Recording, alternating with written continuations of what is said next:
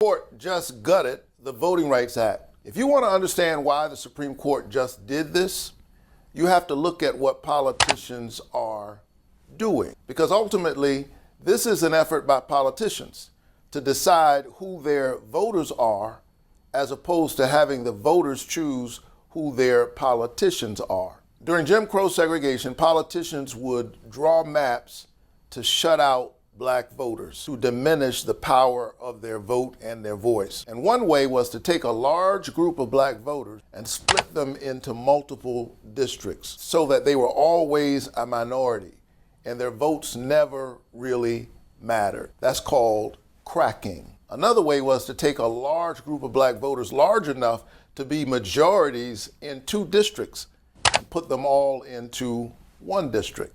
That's called packing. And through tactics like packing and cracking, creatively drawing the lines, craven politicians who sought to maintain Jim Crow were able to successfully strip black voters of their political power even when they show up. They were able to silence and diminish their voices in our democracy. The Voting Rights Act put a stop to this. Fast forward to today, before the Supreme Court decision, politicians in many southern states, including my own state of Georgia, were literally lining up plans to deprive black citizens of representation by this very same mechanism. And now they're saying the quiet part out loud, that they plan to take cohesive black communities and minimize their influence. That's why we need the Voting Rights Act, because these abuses are happening in real time. Without it, these politicians will move to deprive black voters of their voice. They will move to do the very thing